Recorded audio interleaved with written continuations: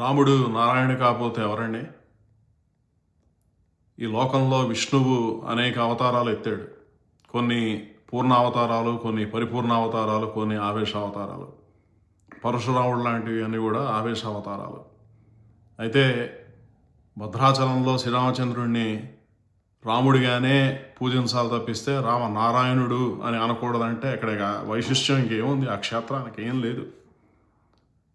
దాని బదులు అయోధ్యకే వెళ్ళొచ్చు. ఎప్పుడు కూడా గుళ్ళు గోపురాలను నమ్మినటువంటిది వైదిక సాంప్రదాయం కాదు. ఈ సంస్కృతి ఎప్పుడు కూడా సూర్యుడి మధ్యలో ఉండేటువంటి నారాయణుడిని యథాకప్యాసం పుండరీకం ఏవమక్షిణి, ఆయన హిరణ్య స్మర్శు హిరణ్య నఖ ఆప్రణఖాత్ సర్వ ఏవ సువర్ణ అని చెప్పి కీర్తించింది చాందోగ్యం అనే ఉపనిషత్తు. సో అగ్నిలో నారాయణ్ణి చూసింది, సూర్యుడిలో నారాయణ్ణి చూసింది. ఈ చూపించేటువంటి వేదాన్ని నమ్మినటువంటి వాళ్లే వైదిక సంస్కృతికి అనుయాయులు.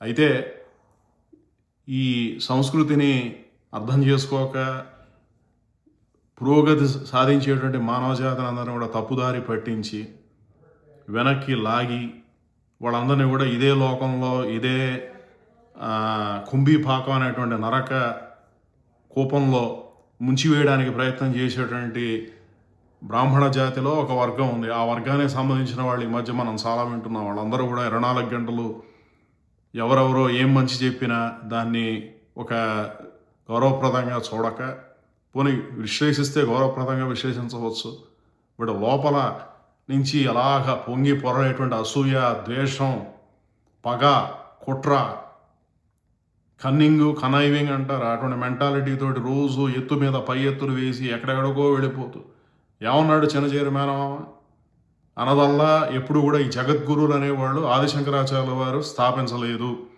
ఒకవేళ స్థాపించి ఉంటే వాళ్ళందరూ కూడా తర్వాత సంవాదం చేసి ఉండేవాళ్ళు రామానుజాచార్యుల వారితోటి వాళ్ళతోటి. రామానుజుల వారి కాలంలో రామానుజుల వారు ఎవరి దగ్గరికి అయితే వెళ్ళి వేదాంతం నేర్చుకుందాం అనుకున్నారో యాదవ ప్రకాష్ అనేటువంటి ఆయన ఆదిశంకరాచార్యుల వారి ఫిలాసఫీని చెప్పేవాళ్ళు. రామానుజుల వారు దాన్ని ప్రశ్నించి ఆయనతో ఏకీభవించకపోతే ఆయన రామానుజుల వారిని చంపేద్దామని చూశాడు.